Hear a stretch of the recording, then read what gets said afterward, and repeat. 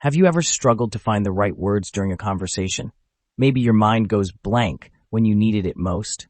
We've all been there, fumbling through our thoughts, wishing we could articulate ourselves clearly when it matters the most. Why is that? And why are some people good at it while others aren't? Is it simply because of lack of natural wit? Or is there something else at play? As a corporate coach, I have spent years trying to find an answer to this question. What I eventually realized is that it does not take some magical talent that is reserved for the eloquent few. It, in fact, can be easily developed by mastering the art of framework thinking. So, what is framework thinking? Think of it as a cheat code for your brain that makes you an effective conversationalist. It involves using mental models and structures to organize your thoughts, access that information quickly, and respond effectively. In this video, I'll share 12 frameworks that will transform you into a conversational ninja. So stick around as we dive deep into how to master them in our daily lives. Chapter 1. Pre-conversation preparation. Benjamin Franklin famously said, "By failing to prepare, you are preparing to fail." This is as true in conversations as it is anywhere else. The first step towards thinking fast while speaking is to be prepared for what might come. Sounds obvious, right? But how often do you actually prepare for conversations? Like most, do you just wing it and hope for the best? Unfortunately, this approach often falls flat, especially during challenging and complex personal or professional conversations. But what if there was a more strategic approach? In this chapter, I will share 3 effective frameworks that will prepare your mind for any conversation and set you up for success. Framework 1. Mental rehearsal. Have you ever wished you could have a do-over for a conversation that went wrong? Mental rehearsal gives you the opportunity to practice and refine your responses in advance so that any do-overs happen before the actual conversation. It is a powerful technique for preparing your mind for important conversations. It's like having a cheat sheet for your brain, allowing you to think faster during conversations. It is effective because it allows you to free up mental space during the actual conversation. This allows you to think faster and respond more effectively in the moment. These are the 5 steps to get the most out of mental rehearsal. Step 1. Visualize the scene. Vividly imagine the conversation setting. The trick is to picture the people involved and the overall atmosphere. The more detailed the visualization is, the more effective the rehearsal will be. Step 2. Anticipate potential challenges. Think about what questions might you be asked, what objections might be raised, what emotions might arise. The more you anticipate, the better prepared you'll be to respond effectively. Step 3. Practice your responses. Mentally rehearse your responses. Try different word choices and body language. The trick is to pay attention to how different responses might affect the flow and tone of the conversation. Step 4. Engage your emotions. Instead of just rehearsing the words, engage your emotions as well. You can do so by asking questions like, how do I want to feel during the conversation? Is it confident, calm, empathetic? Step 5. Refine and repeat. It is important to refine your responses, adjust your strategies, and repeat the process until you feel comfortable and confident. The beauty of this framework is that it can be applied to both professional and personal conversational settings. For example, let's say you're preparing for a job interview for a position that you really want. Here is how you can apply mental rehearsal. First, close your eyes and imagine the interview room. Picture the interviewers, the layout of the room, and the overall atmosphere. If you've been to the office before, recall the details. If not, research the company and try to create a mental picture of the environment. Second, research common interview questions and how you may address them. Focus on how you can reply to potential questions regarding your skills, experience, and career goals. Also, think about how you can leverage your strengths and weaknesses to respond to behavioral questions like, tell me the time you failed.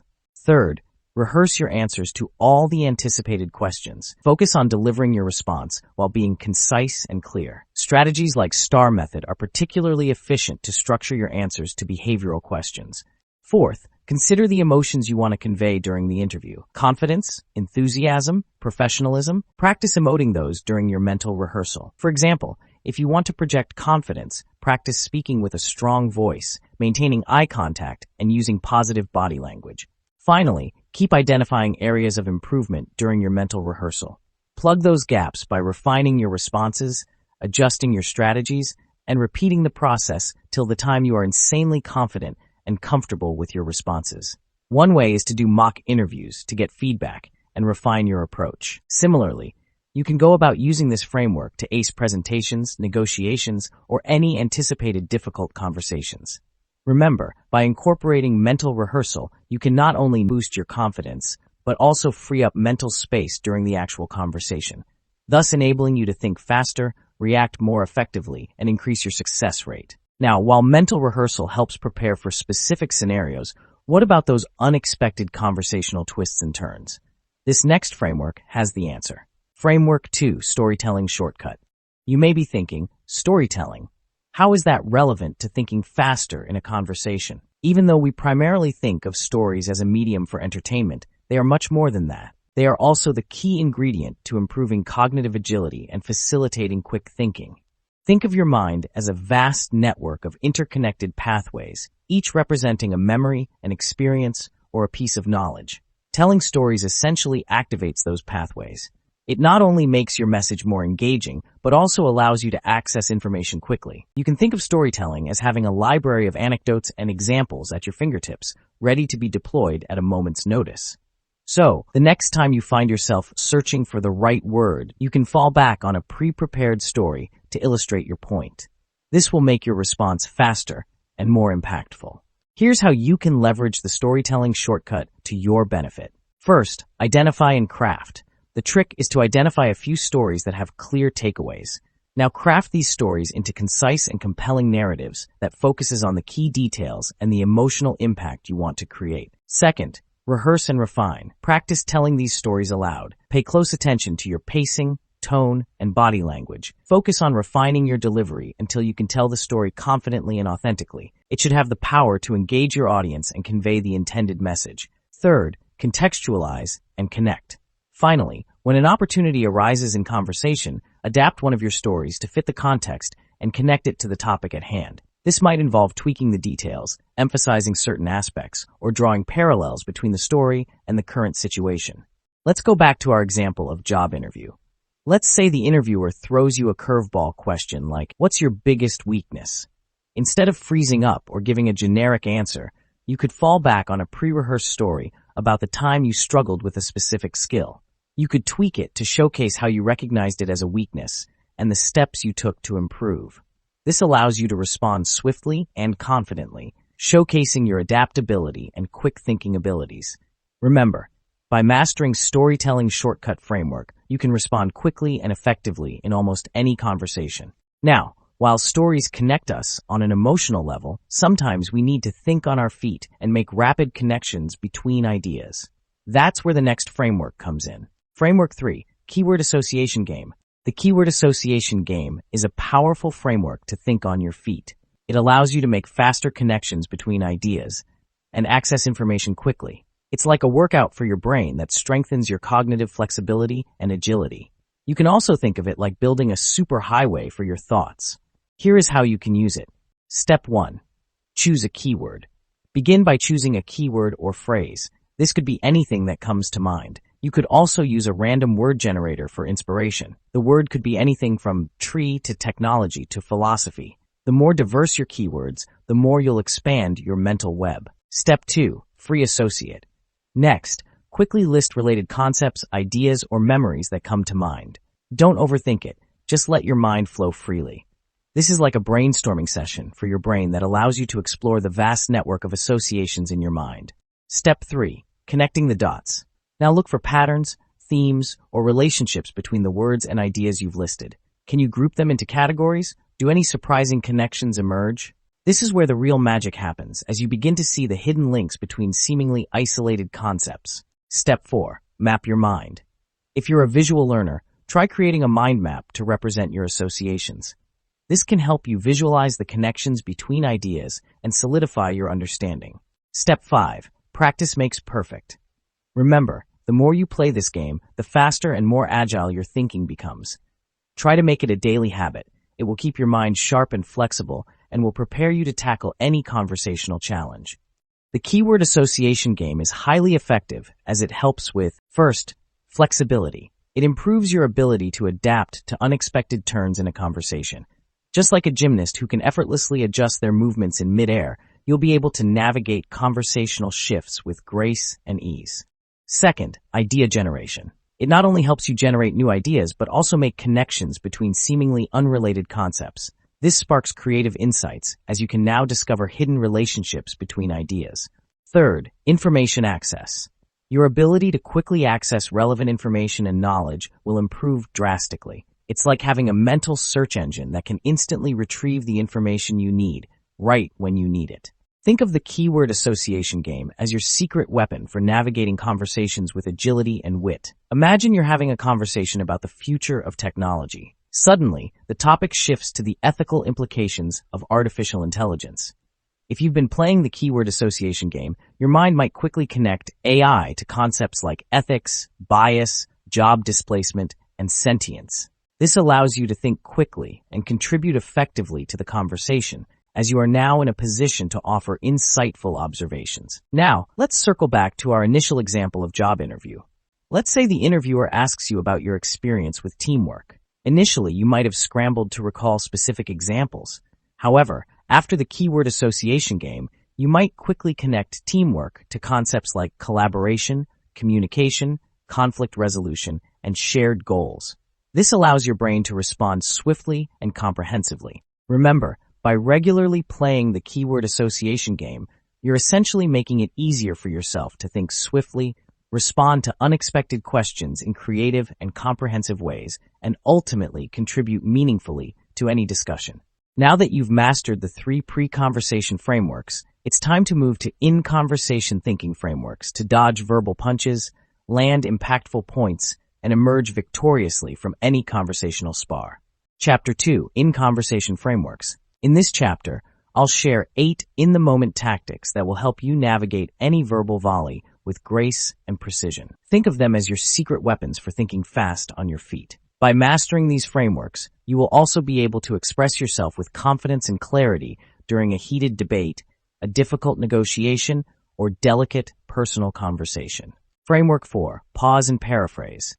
Imagine you're a tightrope walker. One wrong step, one sudden gust of wind, and you could lose your footing. Conversations can be like that too. A hasty response or a misinterpretation, and the whole interaction can go off balance. That's where the pause and paraphrase framework comes in. Think of it as your safety net, which ensures that you not only stay on the conversational tightrope, but also navigate it with grace and precision. It gives you a moment to process information, formulate a response, and avoid impulsive reactions that could derail the conversation. There are 2 parts to the pause and paraphrase framework. First, before responding to someone, take a moment to pause and breathe. Just this simple step will give you time to process what is being said and then formulate a thoughtful response. This pause, even if it's just a couple of seconds, can make a world of difference in how you react and respond. It allows you to gather your thoughts, access relevant information, and choose your words carefully. Second, paraphrase what you've heard to confirm your understanding. This shows the other person that you're actively listening and helps prevent misunderstandings. Paraphrasing also helps build rapport and trust. This framework is highly effective in both personal and professional conversational settings. For example, if someone says, "I'm feeling overwhelmed by my workload," you might respond with, "So it sounds like you're feeling a lot of pressure to get everything done. Is that right?" This not only clarifies their message, but also shows that you're listening attentively and empathetically. Similarly, it is also effective in personal conflict situations. Let's say you're having a difficult conversation with a friend or family member. Instead of interrupting or getting defensive, you pause and say, "It sounds like you're feeling hurt and frustrated. Is that right?" This simple act of paraphrasing their emotions can de-escalate the situation, show empathy, and create space for a more productive conversation. As you can see, the pause and paraphrase framework can significantly enhance your communication skills by, first, ensuring that you and the other person are on the same page. Second, clarifying any misunderstandings before they escalate. Third, demonstrating that you're actively listening and that you care about understanding their perspective. Finally, giving you time to think and formulate a more thoughtful and effective response. Now, the pause and paraphrase technique helps you maintain clarity and composure in conversations. But what about those times when emotions run high? Framework 5, Think, Feel, Say. Have you ever blurted out something you wish you could take back? Ever let your emotions hijack your responses during a heated conversation? The Think, Feel, Say framework is your emotional intelligence toolkit that allows you to consciously consider your thoughts and feelings before speaking. This is especially relevant where a quick but thoughtful response is needed in a conversation. There are 3 stages to this framework. Stage 1, think. Before responding, take a moment to think about what's been said. What is the other person's perspective? What are the facts of the situation? This pause allows you to assess the situation objectively and avoid reacting impulsively. Stage 2, feel. This is a critical stage where you acknowledge your own emotions. Evaluate if you are feeling angry, hurt, defensive, or confused. This is helpful as by understanding your emotional state, you can prevent your emotions from hijacking your response and in turn be more effective in your approach. Stage 3, say. Choose your words carefully that lets you express your thoughts and feelings in a way that is clear, respectful, and constructive. Remember, words are free. It's how you use them that costs you. I first came about this framework when I was quizzing a few senior executives on what it takes to be a good negotiator. Almost all of them emphasize the power of not only understanding their own emotions, but also responding effectively in emotionally charged settings. 3 of the biggest benefits of this framework are: first, it helps avoid impulsive reactions. By taking a quick moment to think and feel before responding, you can avoid saying things you might regret later. Second, it helps communicate more effectively. This is the result of being able to understand your own emotions and the other person's perspective during conversations. Third, it helps build stronger relationships. This framework enables you to respond thoughtfully and respectfully, which creates a foundation for more positive and collaborative interactions. Let's say you are at work and someone makes a critical comment. This is how you may use the Think, Feel, Say framework to respond. First, think. Here you can ask yourself questions like, okay, they're saying that my presentation wasn't clear enough. Is there any truth to that? Maybe I could have organized it better or provided more examples. Second, acknowledge your feelings by talking to yourself. I'm feeling a bit defensive, but I also want to understand their perspective and improve my presentation skills. Finally, respond by saying, thanks for the feedback. I appreciate you taking the time to share your thoughts. I'm always looking for ways to improve my presentations, so could you elaborate on what specifically wasn't clear? As you can see, by mastering this framework, you can quickly think beyond the knee-jerk reaction in an emotionally charged conversation. Here are some examples of how you can use the Think, Feel, Say framework in your own life. Responding to criticism. Use it to calm down before responding to a critical comment, allowing you to process your emotions and formulate a constructive response. This can help you avoid defensiveness and maintain a professional demeanor. Expressing disagreement. Use it to express disagreement respectfully, acknowledging the other person's perspective while also asserting your own. This can help you navigate disagreements without damaging relationships or creating conflict. Delivering feedback. Use it to deliver constructive feedback to a colleague or friend, ensuring that your message is clear, supportive, and focused on growth. This can help you provide feedback that is well received and leads to positive change. By incorporating the Think, Feel, Say framework into your communication toolkit, you can become a more thoughtful and effective communicator, capable of navigating challenging conversations with grace and composure. Now, let me ask you this. Have you ever been in a conversation where the topic suddenly jumped into uncharted territory, leaving you feeling like a deer caught in headlights? What do you do in that case? The next framework has the answers. Framework 6, the Bridge the Gap framework. Let's say you're chatting with a group of friends, and the conversation moves towards a topic you're not familiar with, like cryptocurrency. What do you do in this case? Chances are, you will take a back seat in the conversation, or you may admit your ignorance on the topic. But what if you don't want to do either of those?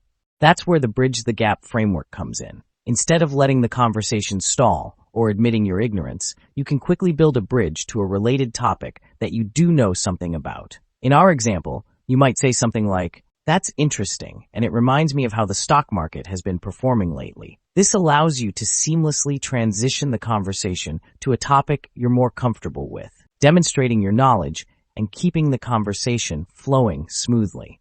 You can use the following strategies to master this Bridge the Gap framework. Strategy 1, expand your knowledge base. Needless to say, the broader your knowledge base, the more connections you can make between different topics. Strategy 2, develop your mental index.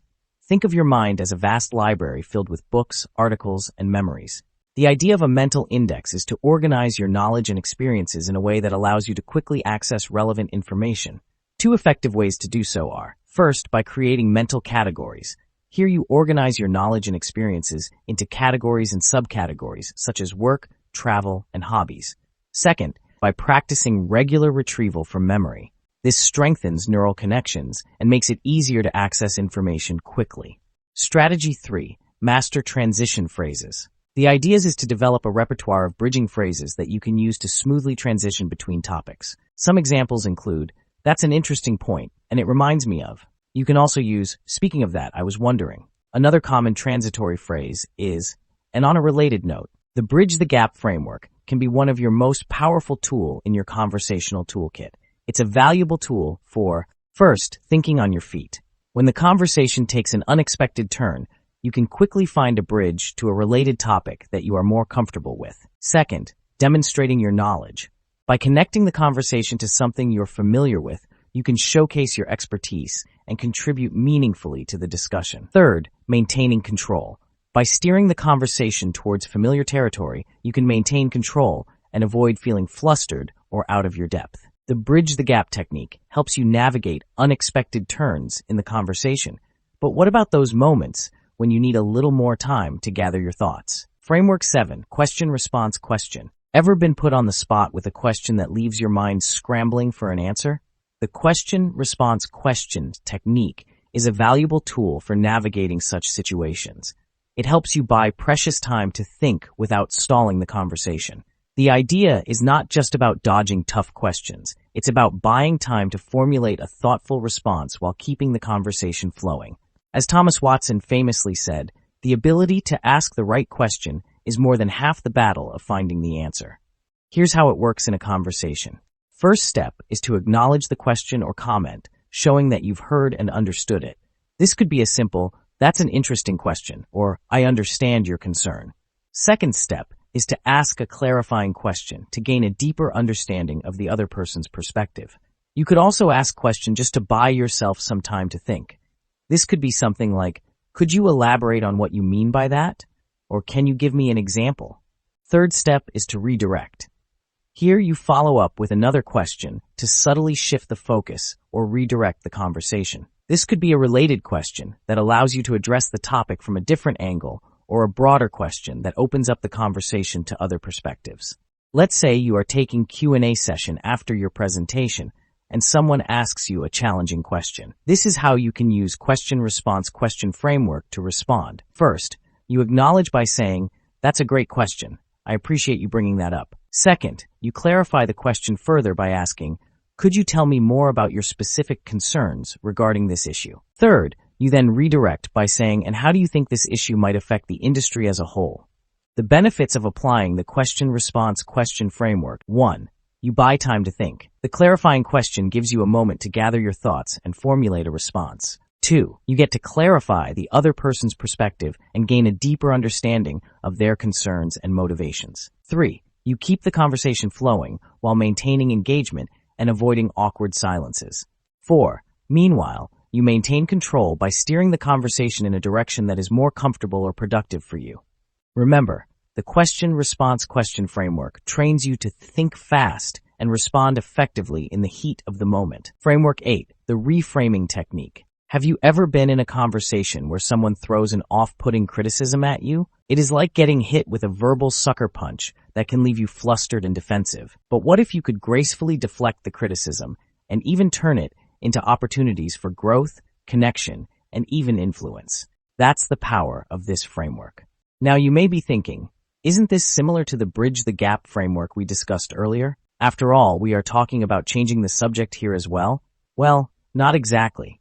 While Bridge the Gap helps you smoothly transition to a different topic, reframing is about shifting the perspective within the same topic. It's like turning a negative comment into a positive, or a challenge into an opportunity. Here's how you can master this framework. Step 1. Identify the challenge. When faced with a negative comment, take a moment to identify the underlying issue or concern. Find out what the real message behind the words is. What is the speaker trying to achieve? Step 2. Shift perspective. The next step is to reinterpret the situation in a more positive or constructive light. By doing so, you will be able to focus on the potential benefits or finding common ground. Step 3. Communicate the reframe. Next, express your reinterpretation in a clear and concise way, using language that is collaborative. Step 4. Redirect the conversation. Finally, use the reframe to redirect the conversation towards a more productive or constructive area. Here's an example of how the reframing framework can be used in a professional setting. Let's say you're presenting your proposal, and a colleague criticizes it in front of the group by saying something like, "I don't think this approach will work. It's too risky." By leveraging the reframing framework, you can give a positive spin to this criticism. So, instead of getting defensive, you could respond quickly by saying, "I appreciate your concern. That's a valid point, and it's something we need to consider carefully." You can then go ahead and reframe the criticism by saying, "However, I also believe this approach has the potential to generate significant rewards if we can mitigate the risks effectively. Perhaps we could discuss some risk avoidance strategies." As you can see, this framework not only eliminates defensiveness, but also helps reframe your colleagues' concerns into an opportunity for collaboration. Now, the reframing framework helps you turn challenges into opportunities, but sometimes a touch of humor can be the most effective way to diffuse tension or deflect a difficult question. Framework 9, the humor as a deflector technique. Have you ever faced a question you'd rather dodge than answer directly? Or maybe a conversation is getting a bit too heated for comfort. More often than not, it perturbs you, and that can stall the conversation, creating awkward silences or even escalating into an argument. But what if you could gracefully navigate those tricky situations with a touch of humor? In comes the humor as a deflector framework that lets you gracefully handle those awkward or tense moments.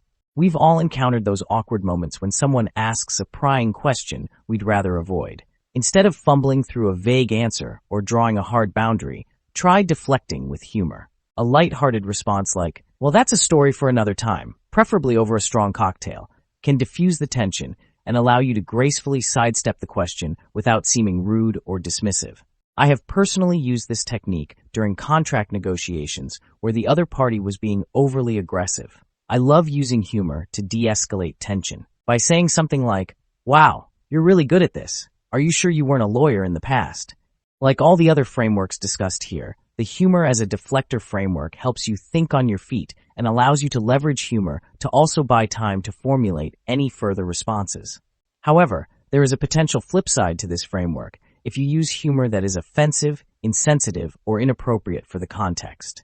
Now, humor can be a great way to deflect unwanted questions or lighten the mood, but sometimes you need a more subtle tool to quickly navigate through the conversational turns. Framework 10, Bridging Phrases Toolkit. Think of this framework as a close cousin to the Bridge the Gap and the reframing frameworks discussed earlier. However, this is a broader framework encompassing various types of phrases that equip you to smoothly navigate unexpected twists and turns in conversations, ensuring that your interactions are seamless and engaging. Now, how do you build your own Bridging Phrases Toolkit? First, you need to identify the common conversational turns. These are those recurring moments where you need to change direction. These may be times when the conversation veers off topic, or someone goes on a tangent, or you want to introduce a new idea, or maybe you need a moment to gather your thoughts before responding. Once you've identified those conversational turns, it's time to craft your personalized phrases that feel natural to you. The trick is that they fit your communication style and resonates with your audience. For example, if you want to change the subject, you might say something like, "That's an interesting point, and it reminds me of," or, "Speaking of that, I was wondering." Or if you want to redirect the conversation, you could say, "Going back to what you said earlier," or "I think it's important to also consider." And if you want to add your own perspective, you might say, "Building on what you said," or "I see it slightly differently." And sometimes you just need a moment to think. In those situations, you can use phrases like, "That's a great question. Let me think about that for a moment," or "I'm glad you brought that up. It's something I've been considering as well." The key is to practice using these phrases in different conversations. Remember, the more you use them, the more natural they will become, and the more effective you'll be. Now remember, mastering the Bridging Phrases Toolkit is like having a secret conversational toolkit that allows you to navigate unexpected turns while keeping the conversation flowing smoothly. Now, while words are the building blocks of conversation, our bodies speak a language of their own. Framework 11, Observing Body Language. Now, you might be thinking, hold on a minute. How is observing body language going to help me think faster? Isn't that more about reading people? Well, think of body language as your secret communication channel, providing real-time feedback on how your message is being received by other person. Have you ever watched old Charlie Chaplin movies? They had no spoken words, but you still got the story from the actors' facial expressions, body language, and interactions with each other. A similar phenomenon happens during conversations. Being tuned to the nonverbal cues of the other person helps you to anticipate their reactions and adjust your responses accordingly, often before they even speak. This real-time feedback loop keeps you agile in the conversation and maintain control of the interaction. Now, you don't necessarily need to be Sherlock Holmes to read the nonverbal cues. You can do so by developing a keener awareness of the nonverbal signals that people send unconsciously. Let's start with the basics on how to do it. First, facial expressions. The face is a mirror of the mind. A smile, a frown, a furrowed brow, or a raised eyebrow can speak volumes about someone's emotions and intentions. Pay close attention to those micro-expressions, those fleeting glimpses of emotion that might flash across someone's face in a split second. They often reveal hidden feelings or reactions that might not be expressed verbally. For example, imagine you're giving a presentation and you notice a member of the audience with a furrowed brow and pursed lips. This might indicate that they're confused or disagree with something you've said. By recognizing this cue, you can quickly adjust your approach and perhaps provide more clarification or address their concerns directly. Second, posture. How someone carries themselves can be a telltale sign of their confidence, engagement, and attitude. Maybe they are leaning in, which generally suggests interest and attentiveness. Or maybe they are leaning back, which indicates disinterest or discomfort. Similarly, is their posture open and inviting, or is it closed and defensive? Think about it. When you're feeling confident and engaged, you tend to stand tall, make eye contact, and use open gestures. But when you're feeling insecure or defensive, you might slouch, avoid eye contact, or cross your arms. Now, by observing these subtle postural cues in others, you can gain valuable insights and adjust your communication accordingly. Third, gestures. I think you would agree if I say that our hands are like extensions of our thoughts and emotions. Hand movements, fidgeting, or even the way someone holds their arms can provide clues about their underlying feelings and intentions. Are their gestures expansive and animated, suggesting enthusiasm and confidence, or are they restrained and hesitant, indicating nervousness or insecurity? By recognizing these cues, you can adjust your approach to put them at ease and create a more comfortable and supportive environment. Fourth, eye contact. In my opinion, eye contact is one of the most powerful tools for effective communication. It can convey confidence, trust, and engagement.